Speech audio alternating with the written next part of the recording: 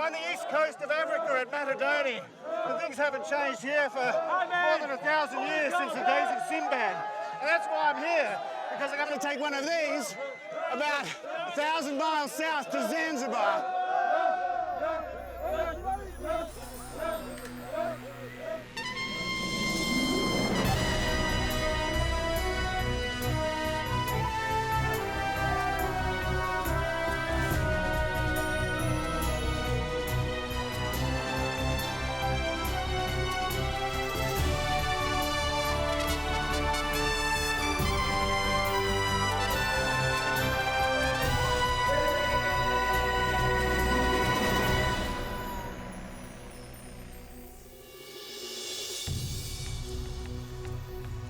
Welcome to the world of Sinbad the Sailor and the start of an amazing adventure. My quest will take me down the northeast African coast, from Lamu in Kenya to the tiny village of Kipini, then to the bustling port of Mombasa, and then to the voodoo island of Pemba, and finally to Zanzibar, the place once called the island at the end of the world.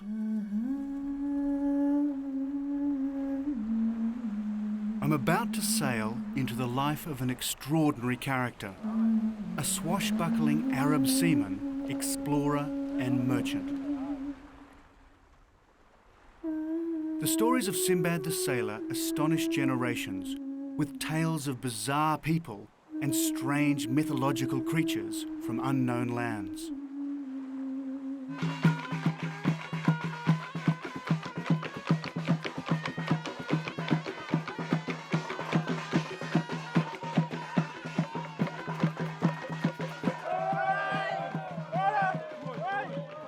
And my adventure is launched just as it would have been in Sinbad's day, over 1,000 years ago.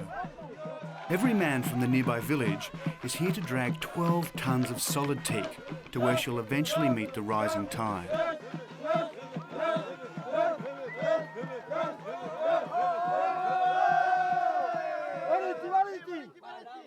The Indian teak hull is incredibly strong.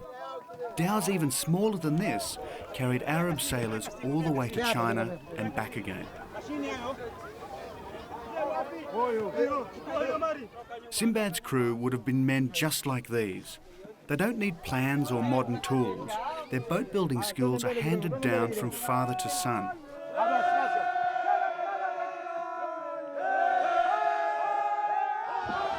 And it's a special privilege to be allowed to join them as they celebrate seamanship, strength and manhood. This initiation is vital if I want to be part of their world. Because these East African sailors are the living Simbads of the 21st century. Without compass or sextant, they still ply the coastal trade routes pioneered during the first millennium.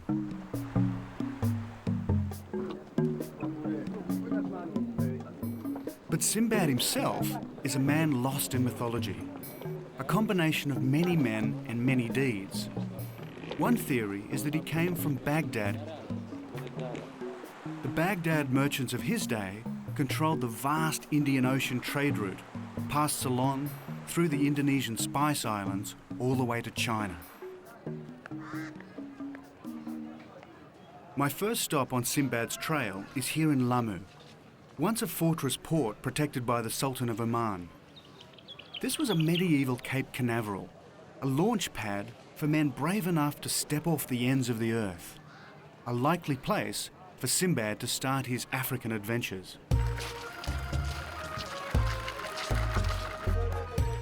In these streets and buildings built of coral, he would have bought trade goods, spices, gold, ivory, leopard skins, rhino horn, peacocks, and generations of slaves.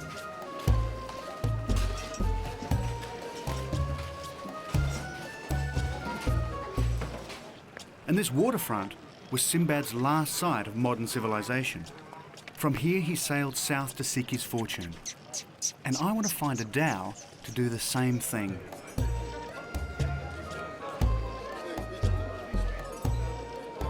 But I'm a Mzungu, the Swahili word for European. so I need a formal introduction to the right captain. They have to charge you the price. Swahili here is the local shipping agent. But in the end, it's up to me to bargain my way on board a dhow. Not an easy task when you don't speak the language. So it's from here, Kipini, and then Malindi, Mombasa. And here's a then on to tip. Pemba, Never try to rush business in Africa. If I'm pushy, I'll pay twice what I need for my passage or miss out altogether. 5,000 shillings. 5,000. I don't take up much space, you know. It's a big price. Can you do something better for me? Kama tatu nusu tunaweza kumfanyia. He agree he can make you for 3,500. 3,500. Yes. Okay. 3,500. That's great. Finally, the captain agrees, but he warns me to be ready to sail with the afternoon tide. He won't wait, and nothing else is sailing south for at least a week. So what I'd really like to find is an antique shop or something that sells really old things. The pressure is on. I've got just over 4 hours to find all my trade goods. I need antiques and perishable goods, such as grain and tobacco. And I have to get them at the cheapest price I can, because like Simbad, I need to make a profit, or at least break even. This is the best in Lamu, the antique shop which we have. So junk shop Lamu, huh? Yeah, this is old shop for junks. Usually the Lamu people, they were carving the woods and making their own junks. I've always been looking for these. These used to actually be made of rhino horn, which is obviously highly illegal these days. But how old is this Yeah, one? this is the original jambea Oh, really? from 1370. Ah, it's beautiful. Really lovely. My plan is to trade the antiques in towns where they sell to foreign dealers, such as Mombasa. Yes, And I might even keep some for myself. So if we take the sword, the knife, and like this chest, and these two, and Aladdin's lamp here, 130,000 shillings. 130. Wow, that's too much for me. So- He said it's very little. And here's another business This is tip. the original You've things got from to bargain. olden days. The louder and more creatively, the better. I'll offer him 30,000. Sema atakupatia ndio, hata kama mimi ndio sio wasiwasi, lakini na wewe pia nataka umfikirie sana, kwa sababu mtu ametoka huko amekuja kwako wewe hapa. Ndio atakwenda zake. Hiyo si hoja hiyo. Basi punguza kidogo, angalia, punguza kidogo basi. Hakuna kitu kingine. This is very expensive junk. He said he cannot go less than 56 for you, 500. 56,500. Yeah, 56. Rahisi, nimefanya Okay. rahisi sana. Okay. Okay. Very good. Sana. Okay. Asante bwana. Hakuna You're a very good bargainer. Thank you. Finally, we get there. We've got him down to half the opening price. For 56,000 Kenyan shillings, or around $500 US, I'm in business. Well, that's pretty well blown my budget as far as antiques and the things I wanted to take to Australia. So what I've got to do now is try and find a whole lot of things I can sell right the way down the coast, all the way to Zanzibar, to pay for my passage. And that's exactly what Sinbad did almost 1,000 years ago. Swahili is waiting for me here at the grain store. He's got a good deal on the grain and tobacco that are hard to get in the coastal villages to the south. Yeah, I can't tell the difference. This is number one. Is it? Yes. Okay, so we've got tobacco, Yes. we've got 10 bags of millet. Yes. Is there anything else that we can sell down the coast? Yes, saffron over there. Saffron. Fantastic. This is incredibly expensive in Australia. You know, the best of this stuff is about 3 times the price of gold. And this isn't quite that, but I think I can trade it really well down the coast and make a pretty good profit.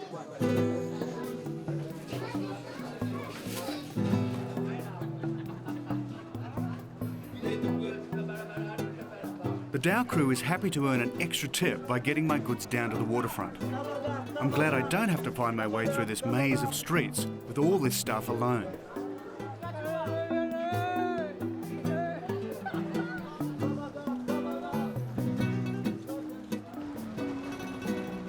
And then I get my first sight of the ship I bargained so hard to join. Waiting for us is a solid seafaring dhow called Sauda 4.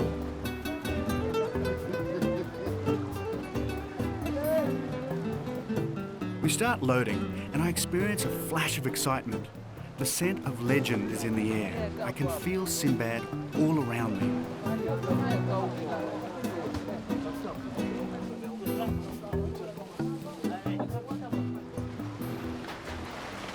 This isn't actually all my stuff. I've only got about 700 kilos. This boat can actually take about 35 tons. And I've actually seen them with cars in. They're incredible. Too much talking. Too much talking, you say. Get on with the work. Finally, my antiques make it, and I just hope this proves to be a treasure chest. Trading from a dhow just like this made Sinbad and his fellow merchants very rich men. But as we hoist the sail, I get my first taste of what my journey will be all about.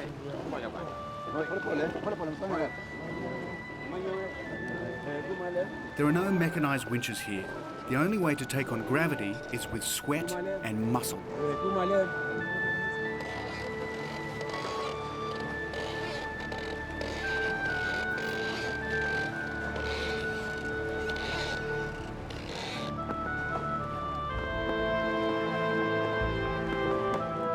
Finally, Sauda 4 is underway. And what an amazing feeling it is. The great changes in the course of civilization all started like this.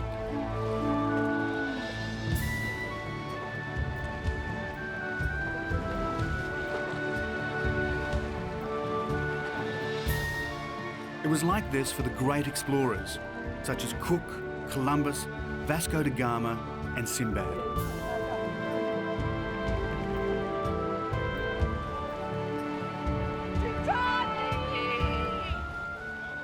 As we clear the harbour, I experience the intoxicating prospect of the unknown. Somewhere far over the horizon is Zanzibar, the island at the end of the world.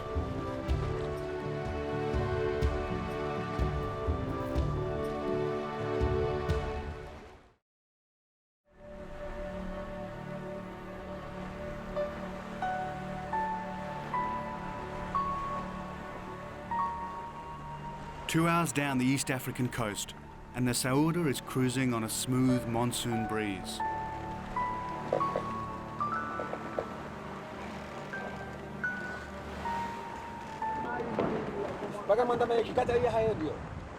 Zanzibar is many days' sail to the south, and I couldn't be happier. But I'm aware I'm being sized up by my captain. They call him Ali Boss, and he wants to make sure I'm not a liability at sea. It's cost me over 3,000 Kenyan shillings to be here, but on a trading dhow, even paying passengers are members of the crew. There's an unwritten rule here on the Sauda that everybody mucks in and actually pulls the ropes, puts up the sails. Even if you're not an expert like me, it's the effort that counts. And Ali Boss expects nothing less. He's been sailing and trading for 30 years. And like the Simbad of legend, he started from scratch.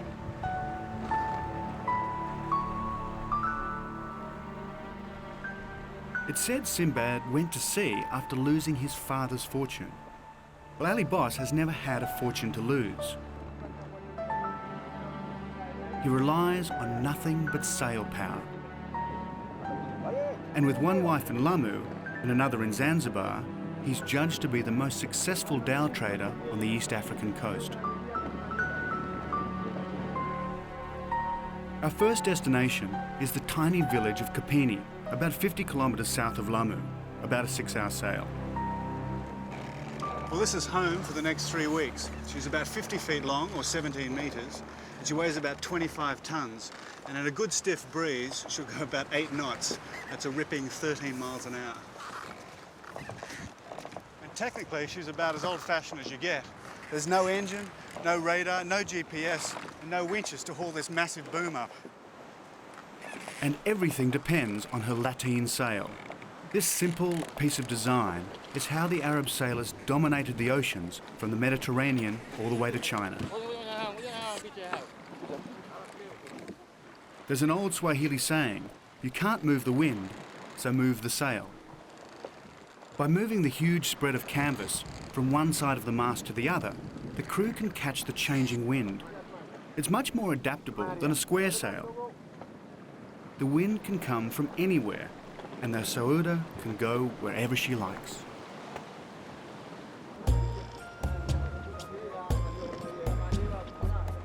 and I figured that a picture of this giant wind machine from atop the mast would be a classic.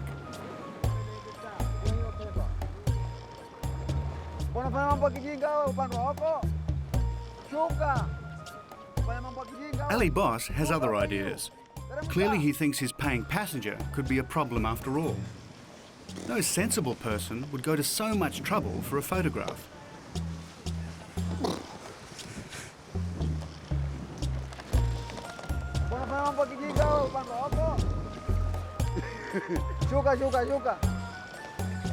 It is my profession, and I did ask permission, but I guess he thought I was kidding.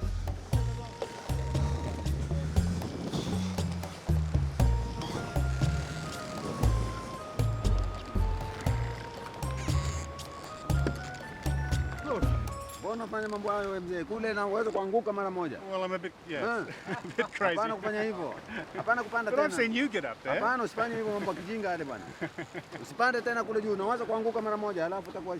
more time. No.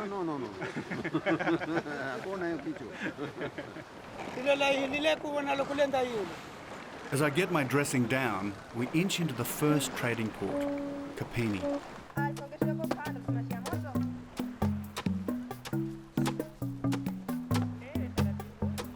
150 years ago, these people would have been part of the slave trade. They may have been victims or traders. The coastal villagers helped sell slaves from the inland to the Arab and European merchants. And so in those days, the sight of our sail on the horizon would have caused terrible fear.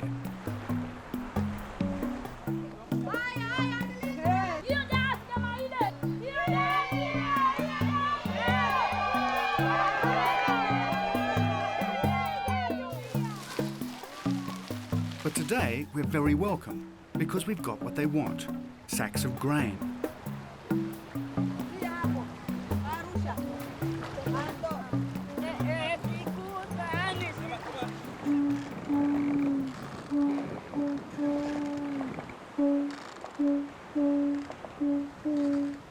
Everyone from the village is on the beach in the hope of making a good trade.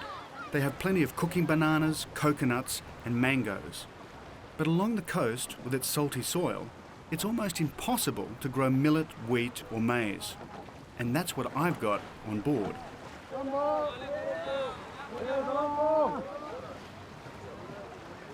And so with Ali Boss keeping a sharp eye on proceedings, it's time for me to take on the locals. Can you pass me some tamarind? You know, is this fresh? Is this good? Yeah, Yeah? Okay, we'll take some tamarind. And mango? That's it. This coast is famous for these mangoes. These are a little green, but they'll be pretty good in a couple of days. Okay, we'll have the mangoes, bananas, and the tamarind. The villagers will give me what I need, but they want 3 sacks of millet plus cash. That's pretty expensive. In the end, I give them a sack of grain in exchange for a sack of mangoes, 2 bunches of cooking bananas, and a sack of tamarind. I have the strange sensation of being on board a time machine. Okay, thank you. Nothing has changed in over 1,000 years.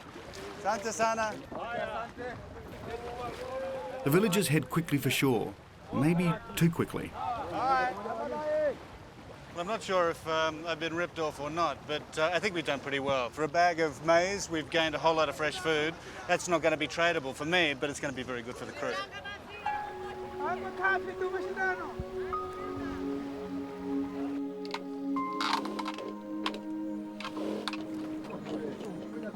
And we'll need the energy.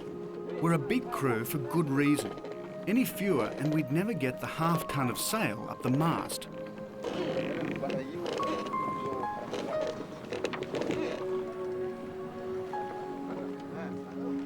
Mombasa is around 200 kilometres south. With a good wind, it should be an easy sail.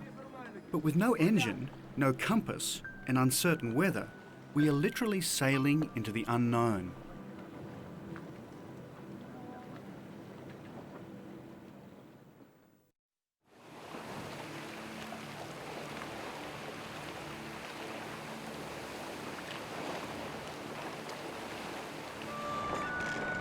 A week and a half into our journey to Zanzibar, and I've got my sea legs well tuned.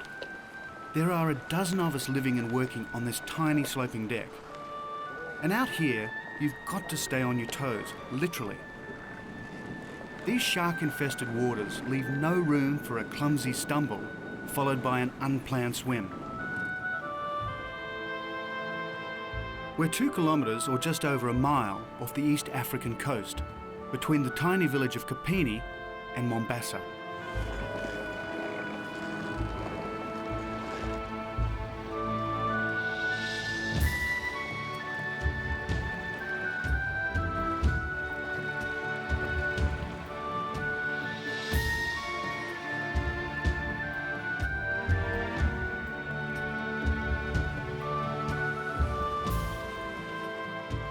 And as we go through the constant routine of tacking and hauling canvas, I'm slowly starting to get to know my crewmates. They're hard men, tough and resilient.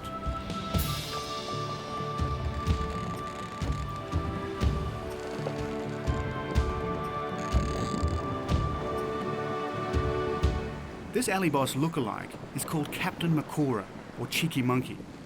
He's 60, and as helmsman, he navigates using nothing but the skyline and the sun. He went to sea at 5 as a cabin boy. Muni is 32.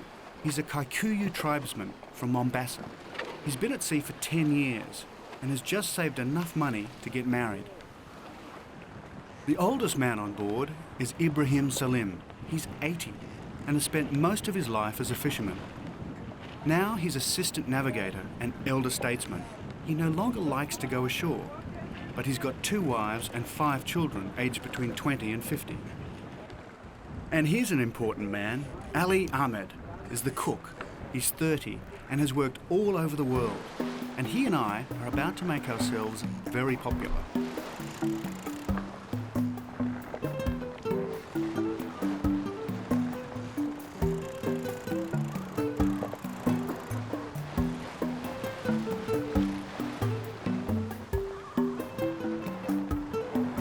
It's not the largest tuna in the Indian Ocean, but it will help extend the sardines and maize Ali is working on below. And this is the most terrifying galley I've ever seen. Sauda has no electric power, so heat comes from only one source, an open flame.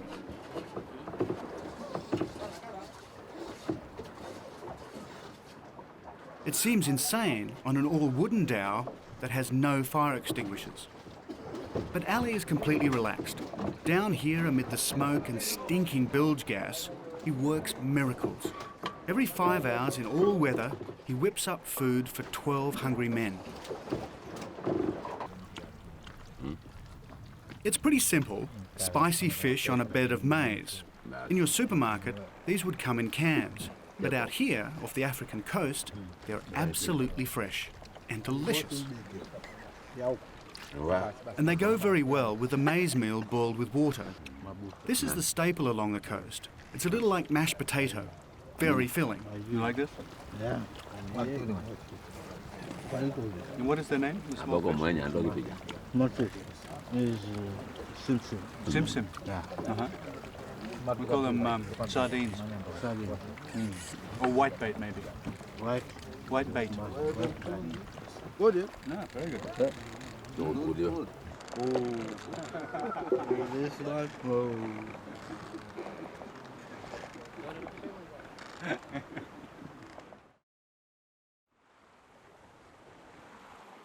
As the sun gets lower in the sky, Ali Boss is looking for a safe anchorage. The reefs off Mombasa are far too treacherous to approach at night. So we pull into one of the safe mangrove harbours that line the coast to wait for tomorrow's high tide. And as often happens in Africa, I did not expect the totally unexpected. These are the Maasai, but they're not a coastal people. Their territory is far inland along the Rift Valley.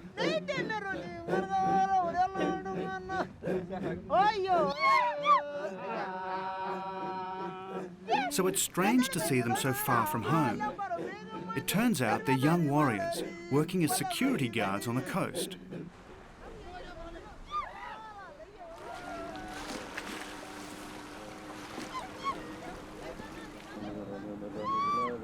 Meanwhile, on board the Sauda, the crew makes their nightly devotion to God and the Prophet Muhammad.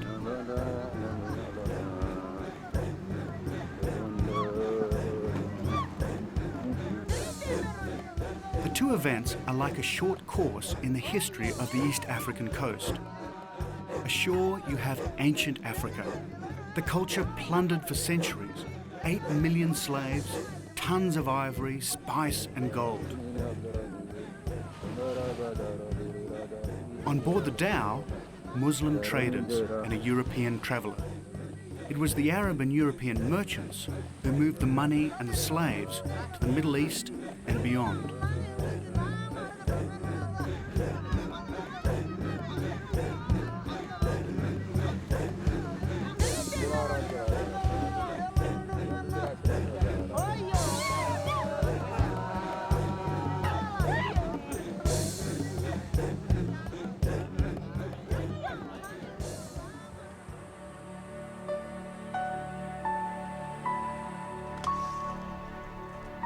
The following day, we cruise out to catch the northern monsoon.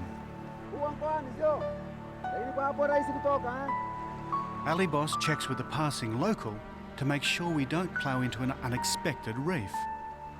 There are no charts on board, and it's the first time Makora has sailed this bay. But soon, we're safely back at sea. Next stop, Mombasa. But as we plough south, I have no idea that East Africa's most cosmopolitan port would signal the start of a strange new adventure. In just over 24 hours, I will leave the 21st century far behind and step into the fascinating world of East African voodoo.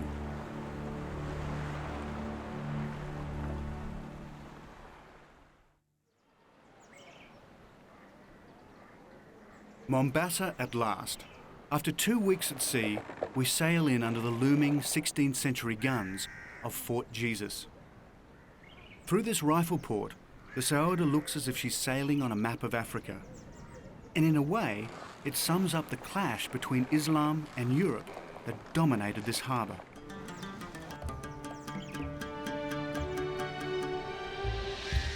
From the middle of the 16th century, the Portuguese and Muslim potentates fought bitterly for control of Mombasa. 25,000 Portuguese and their allies died here in one siege alone.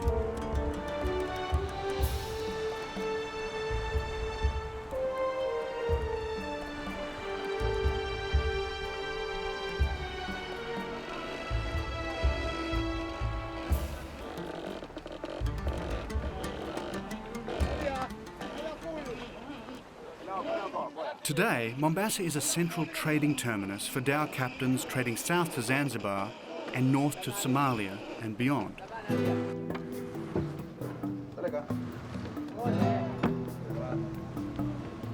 Ali Boss advises me to unload my antiques and try for a sail.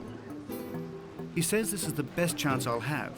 The traders here have more cash than in Zanzibar. Meanwhile, he loads goods to sell on the voodoo island of Pemba.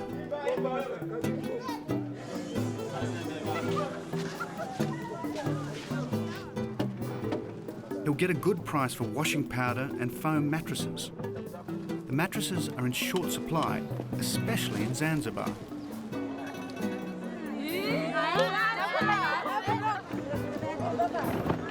As we thread our way through the main market, I think of Sinbad the trader.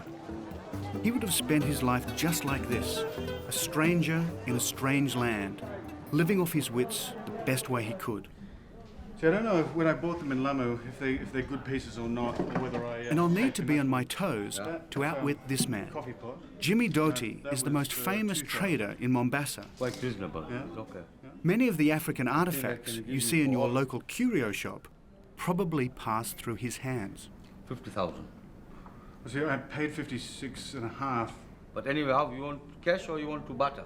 Change. A butter actually would be good because these masks are really beautiful. Yeah. Maybe Okay. take some Then of you those. do like this. I'll give you one price, 70,000, and we change with the mask. Okay. Next afternoon, we're heading south. Sailing under the guns again, you can see how easy it would have been for the traders of Sinbad's day to renege on a deal. As he was leaving, they could have just blown him out of the water.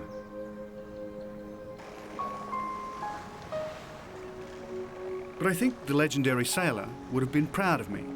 These masks are worth a lot of money in the West. But I'm also well aware that they shouldn't be taken lightly. They're not just decorative. As the sun glints through the shaman's eye, I'm struck by their real purpose: voodoo.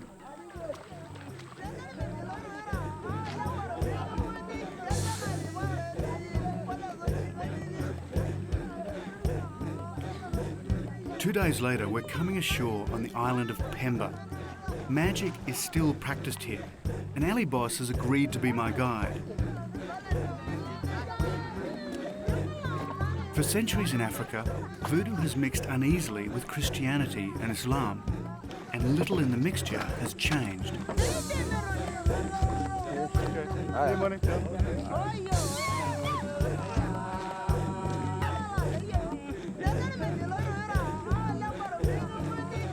Pemba is about 40 kilometres or 25 miles north of Zanzibar, off the coast of Tanzania. It's a Muslim island known for its clove plantations. It's rarely visited by outsiders, and almost never by Mzungus or Europeans.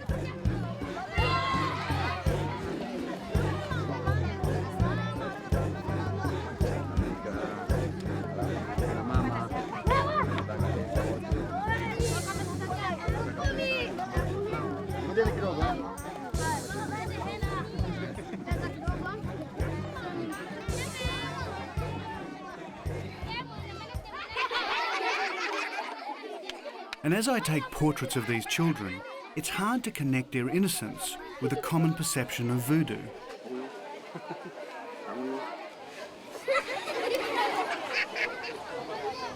Particularly when their carefully covered heads point to the strong influence of the Muslim religion.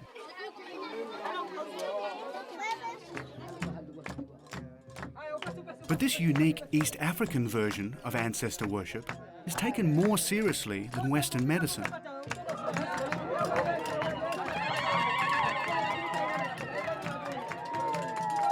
These two women are ill, and the priest is here to provide a cure.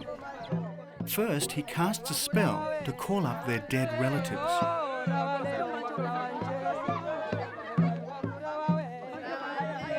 Then he sprays the village with magic water to clear the way for the arriving dead.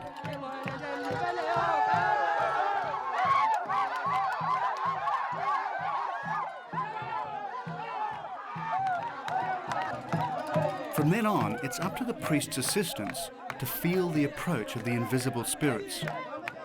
They will identify the woman's illness and suggest the remedy.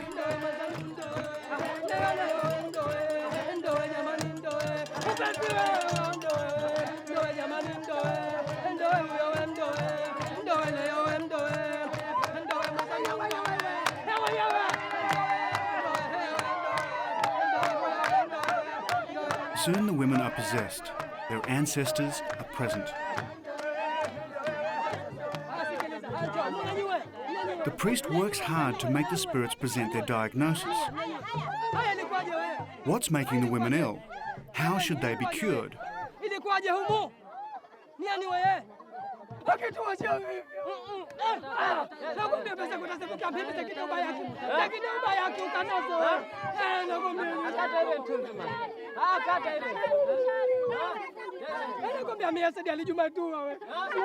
Eventually, he gets his answer.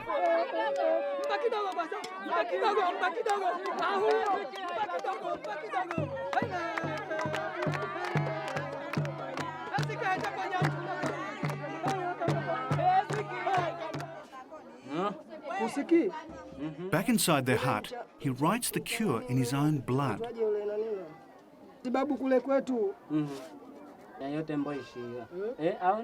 Then he mixes it with plain water and gives the medicine to his patients. And I can feel myself willing the women to get better. Ali Boss tells me there's only a handful of motorised vehicles on Pemba.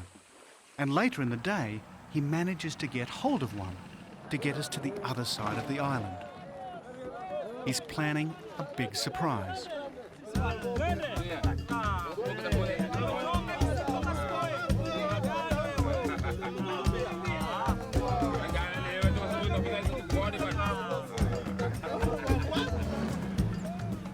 Somewhere up the road is something I'd never expect to see in Africa, a bullfight. For hundreds of years, the Portuguese dominated trade along the coast, and they left behind fragments of their culture, including this. While the men work up a little tribal courage, and the kids find a safe vantage point in the trees, the officials appear with a bull, which clearly doesn't want to be here. And I have to say, the East African version of the bullfight is not entirely death-defying.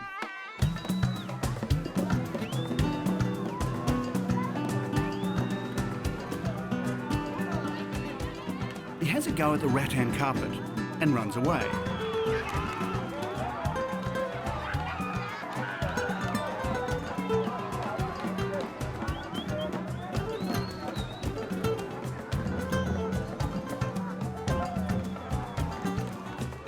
Then another go. Another go. And off again.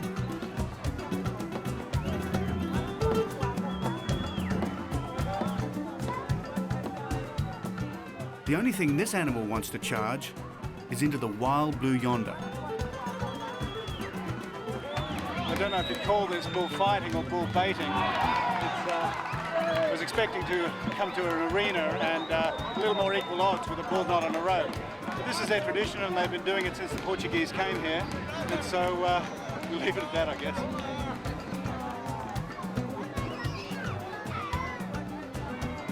But at least you know the bull won't be hurt. It's far too valuable to the village for that.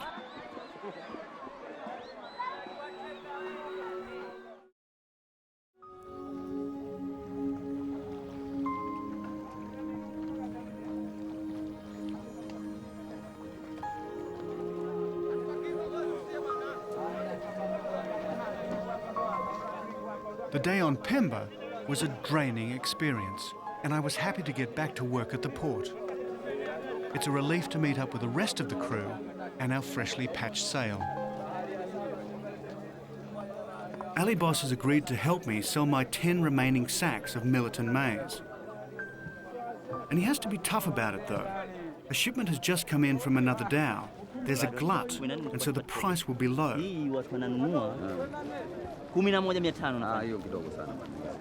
But I think he's got the measure of the local shipping agent. Sasa unataka kwa ngapi? Nakata tu labda 11,000. Fanya hii 13 bwana. Sikiliza. Bei ya mwisho nakupa nzuri, haina matatizo. At last I get an offer. 40,000 Tanzanian shillings, or $10 a sack. It's not as much as I want, but I'm still out in front. Now all I have to do is unload the rest of my goods in the mystical port at the end of the world. Okay, asante. Asante sana. 1,000 bado. Mwakaribisha Kenya wetu, hakuna matata. Kenya mti mzuri, hakuna matata. Dawn on the voodoo island of Pemba. After 48 hours on the island of magic, the crew of Sauda 4 are anxious to make the final push to Zanzibar.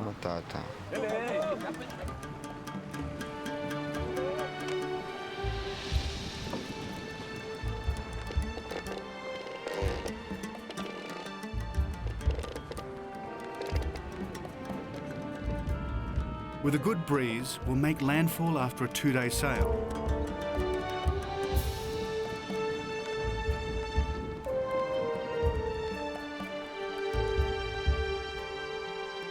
And as I enjoy the warmth of a new day, I think about the tales of Sinbad.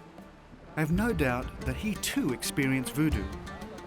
And still today, there are so many things about Africa we don't understand.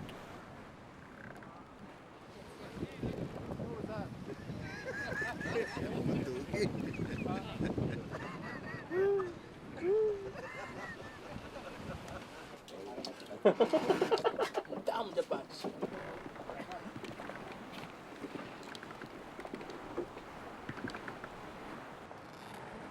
Then the fates intervene. The wind falls, then dies completely. We're in sight of dangerous reefs, and we're completely becalmed. We're at the mercy of the tide.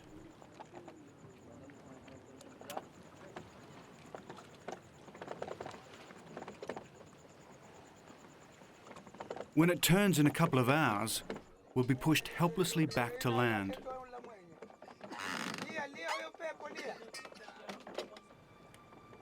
The sun blazes higher.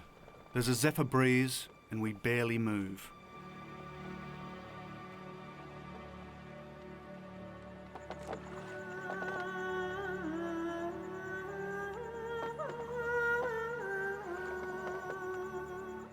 On board, the heat is oppressive.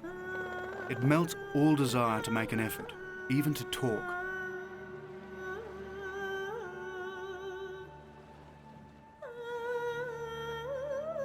Dhow crews have died like this.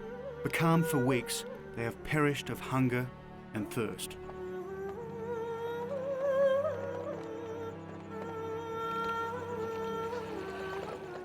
Ali Boss watches the glittering ocean for a sign of wind.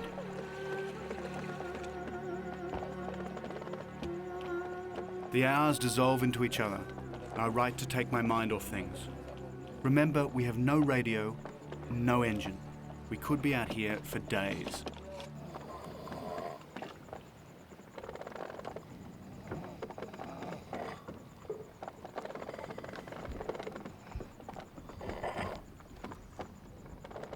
Then suddenly we're startled into action.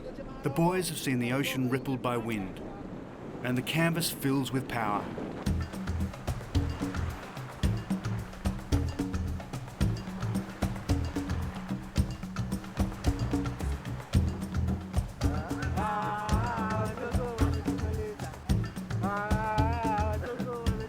Now this is more like it.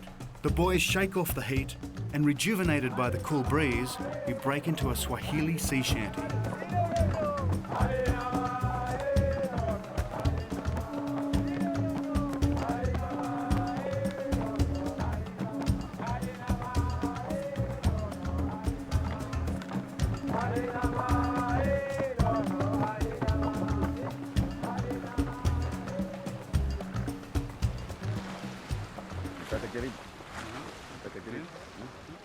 The next day, a really special moment for me.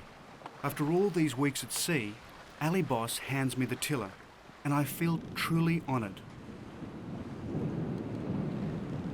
This probably looks pretty easy, but it's actually a really fine balancing act because you've got this huge sail up here, which is wobbling all over the place. And this boat weighs about 25 tons of solid teak. And then you've got this huge rudder here. And trying to get them all together so this thing cuts straight through the water is really, really difficult.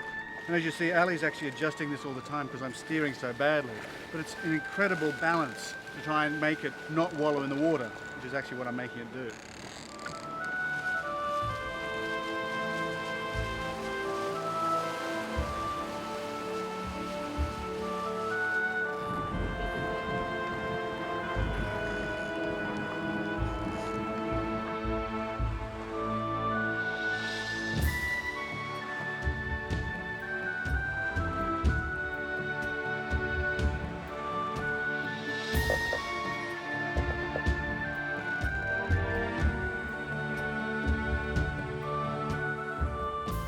Zanzibar is just 20 hours away, but it's also a place that goes thousands of years back into time.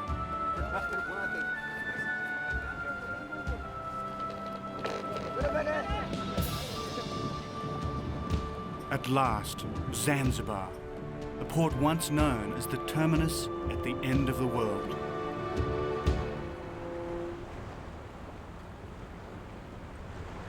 From the time of the Egyptian Empire, traders from Arabia, India, Indonesia, China and Europe came here to pick up their cargoes.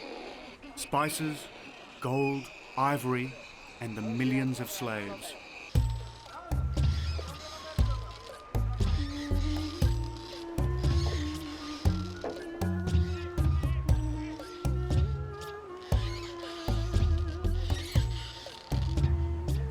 was Zanzibar that helped inspire the Sinbad stories.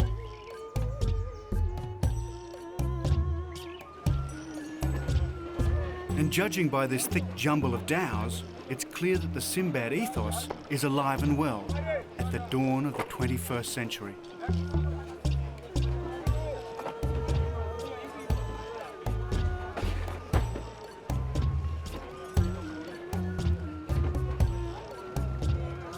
But first and foremost, it's the busiest dhow port on the East African coast.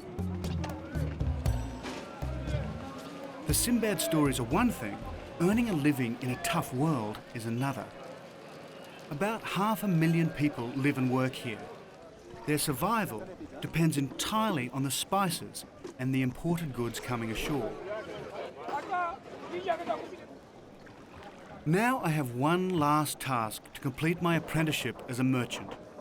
Ali Boss tells me that we will get a good price for our 60 kilos of raw tobacco. But I'm feeling pretty good. Ali Boss and the boys have taught me a lot about a disappearing world, and I feel much closer to the legend of Sinbad. I can imagine him doing exactly this. Around 1,000 years ago, he would have come ashore right here in just the same way. I don't think I've quite qualified as a great East African trader. I've just about broken even with this tobacco sale in Zanzibar. But in the end, I'd have to say this experience has been absolutely priceless. In other words, it was worth more than money can buy. At 300,000 Tanzanian shillings, I almost doubled what I paid for the tobacco. And in the end, all my trading on the journey has left me with a small profit.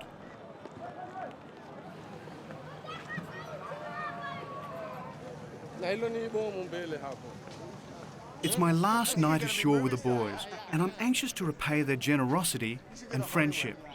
But there's a slight problem when it comes to celebrations. Remember, they're Muslim, so there won't be any seafaring stuff with taverns and rum. Instead, they insist I follow them through the old port to their favourite haunt.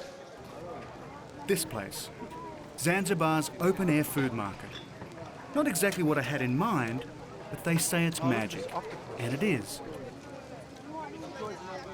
And this stuff is so delicious.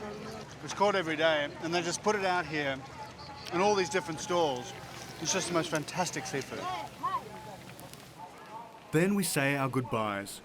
Next stop for Sauda 4 is the coast of war-torn Somalia.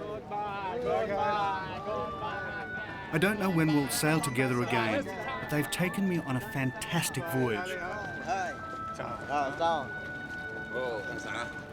Tauha. Munia.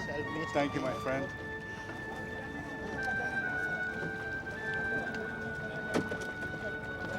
Ciao. Thanks to their professionalism, I understand the legend of Sinbad. Like Davy Crockett or Robin Hood or Daniel Boone, Sinbad is part of myth and part of reality, an amalgam of many men and many deeds.